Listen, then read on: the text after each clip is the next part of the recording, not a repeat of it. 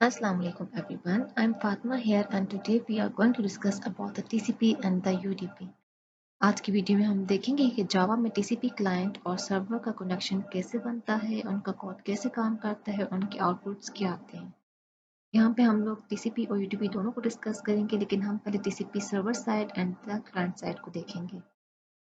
सबसे पहले हम ये देखेंगे कि TCP होता क्या है। TCP stand for the transmission control protocol.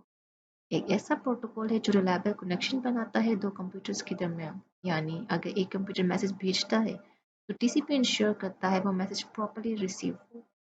TCP में अगर एक मैसेज भेजा गया तो रिसीवर तक जरूर पहुंचता है, कोई डेटा लॉस नहीं होता।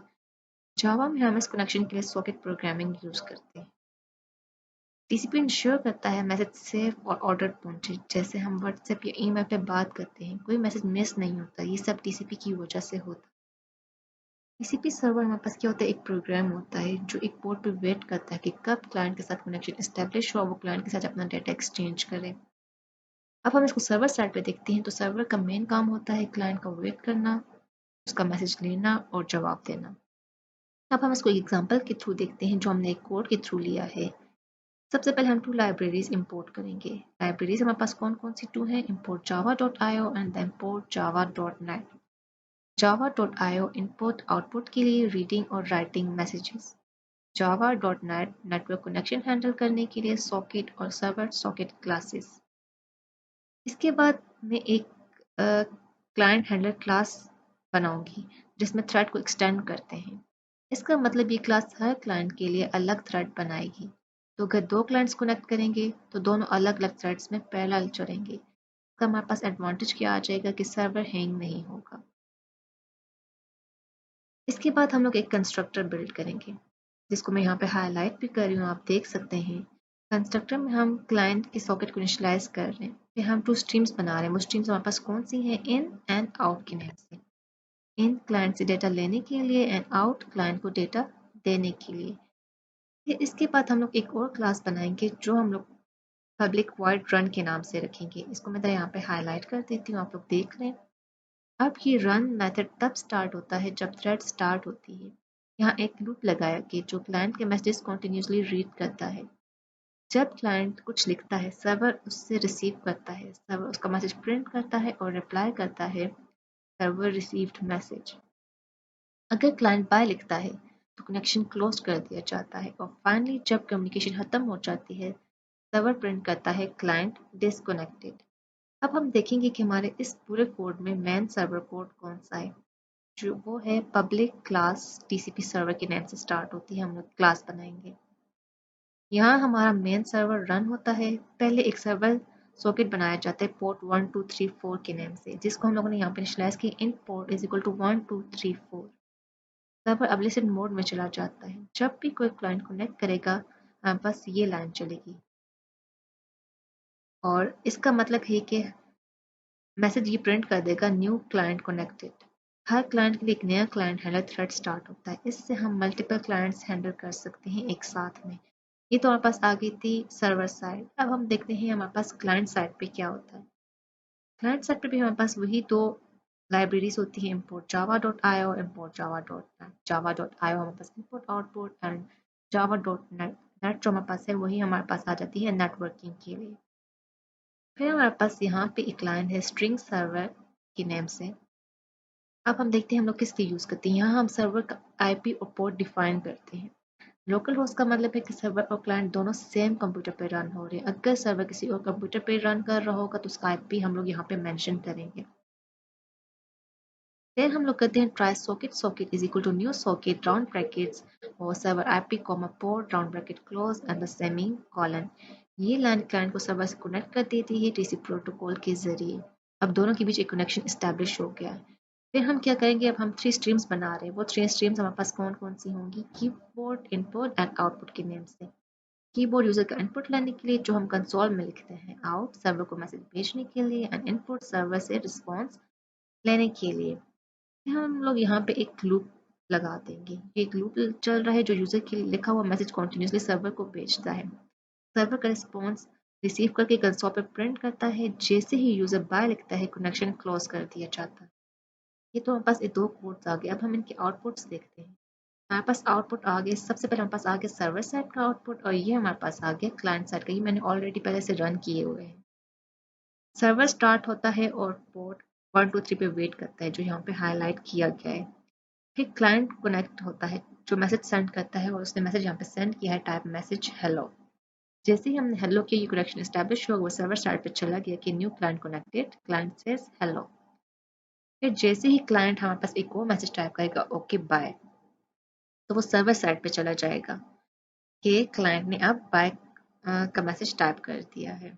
जैसे ये टाइप होगा बाय, दोनों साइड कनेक्शन क्लोज कर दिया जाता है। सर्वर ने कंफर्म किया और बाय के बाद कनेक्शन बंद हो गया। ये हमारे पास आ गया था टीसीपी।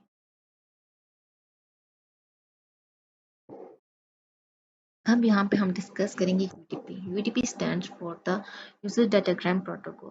का काम होता है डाटा को एक जगह से दूसरी जगह भेजना, बिना ये चेक किए कि डाटा सही पहुंचा है या नहीं पहुंचा। ये फास्ट होता है लेकिन रिलायबल नहीं होता as compare to the TCP. यानी अगर डेटा मिस हो गया तो वो दोबारा नहीं भेजता। यहाँ mostly live streaming, online game और वॉइस कॉल्स में जो होता है, जहाँ स्पीड इंपॉर्टेंट होती है लेकिन रिलायबिलिटी मैटर नहीं करती। अब हम इसमें देखेंगे कि कैसे क्लाइंट एक मैसेज सेंड करता है सर्वर को और सर्वर उसको एक्नॉलेजमेंट रिप्लाई करता है, जैसे मैसेज रिसीव। सबसे पहले हम देखते हैं सर्वर साइड का कोड। पहली लाइन में हमने इंपोर्ट की हैं 2 libraries, import java.io.io exception and import java.net, जो हमारे पास फर्स्ट लाइब्रेरी है। ये दोनों पैकेजेस जावा में नेटवर्किंग और इनपुट आउटपुट के लिए यूज होते हैं। एंड देन java.net के अंदर सॉकेट्स, आईपी एड्रेस और डाटाग्राम पैकेट्स होते हैं जो नेटवर्क कम्युनिकेशन के लिए जरूरी होते हैं। फिर हम नेक्स्ट लाइन में सर्वर को सॉकेट बनाया है जो एक स्पेसिफिक पोर्ट पे लिसन करेगा। ये लाइन बेसिकली एक सर्वर क्रिएट करती है जो पोर्ट 9876 पे वेट करेगा किसी क्लाइंट के मैसेज का। पोर्ट नंबर को आप अपनी मर्जी से भी चूज कर सकते हो, बस दोनों क्लाइंट और सर्वर सेम नंबर यूज करें। नेक्स्ट स्टेप में हम लोग क्या करेंगे, अब हम 2 बाइट्स अरेज बना रहे हैं। यूडी में डेटा हमेशा बाइट फॉर्म में सेंड और रिसीव होता है, इसलिए हम मैसेज को स्ट्रिंग से बाइट में कन्वर्ट करते हैं। देन सर्वर क्लाइंट के मैसेज को वेट करेगा यूजिंग दिस लाइन, जो मैंने यहाँ पे हाईलाइट कर दी है। ये एक ब्लॉकिंग कॉल है। इसका मतलब ये है कि जब तक क्लाइंट कोई मैसेज नहीं भेजता, ये लाइन वेट करती रहेगी। जैसे ही क्लाइंट मैसेज भेजता है, ये रिसीव पैकेट के अंदर स्टोर हो जाता है। अब हम क्लाइंट को मैसेज को रीड कर रहे हैं, क्लाइंट के मैसेज को हम लोग रीड कर रहे हैं और कंसोल पे प्रिंट कर रहे हैं। यहाँ हमने क्लाइंट के मैसेज को बाइट स्ट्रिंग में कन्वर्ट किया एंड देन प्रिंट कर दिया, ताकि हमें पता चले क्लाइंट ने क्या भेजा है। फिर नेक्स्ट स्टेप में हम लोग क्या करेंगे, सर्वर अब एक एक्नॉलेजमेंट भेजता है कि मैसेज रिसीव हो गया। यहाँ हमने रिस्पॉन्स को बाइट फॉर्म में कन्वर्ट किया है ताकि वो यूडीपी के थ्रू भेजा जा सके। देन इन नेक्स्ट स्टेप, जिसको मैं हाईलाइट कर रही हूँ, अब हम क्लाइंट का एड्रेस और पोर्ट निकाल रहे हैं। ये दोनों चीज़ें बताती हैं कि क्लाइंट किस आईपी पोर्ट नंबर पर बैठी है, ताकि सर्वर रिप्लाई सही जगह भेज सके, ताकि वो किसी और जगह पे ना जाए। फाइनली सर्वर अपना एक्नॉलेजमेंट सेंड करता है, वो हमारे पास इस फेज में हमारे पास सेंड कर देगा। यहाँ हमें एक पोर्ट बनाया है जिसमें रिस्पॉन्स देता है, क्लाइंट का एड्रेस और पोर्ट दिया गया है, और server socket dot send round brackets के थ्रू वो पैकेट भेज दिया गया। अब सर्वर सक्सेसफुली रिप्लाई कर चुका है। जब कम्युनिकेशन कंप्लीट हो जाए, हम सॉकेट क्लोज कर देते हैं ताकि रिसोर्सेज हमारे पास फ्री हो जाए।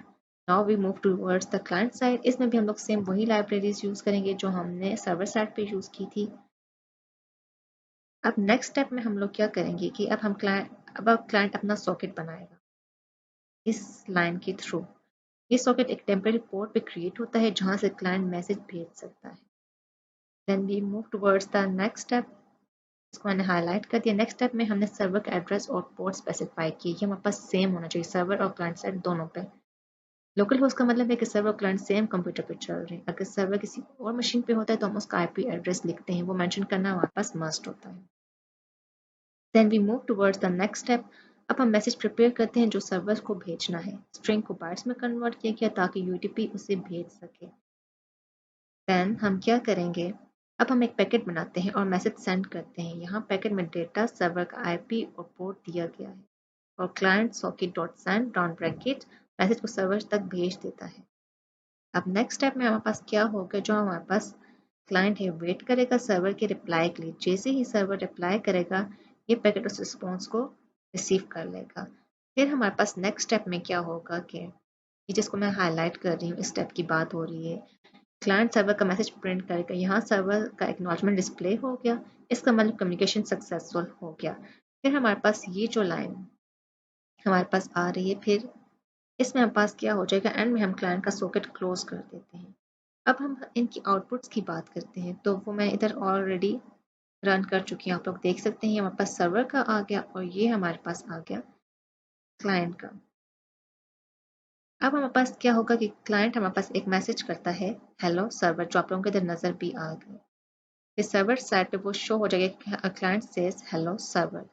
देन फिर एक्नॉलेजमेंट सेंड हो जाएगी क्लाइंट की तरफ, जो हमारे पास यहाँ पे आ गया, सर्वर सेज मैसेज रिसीव्ड।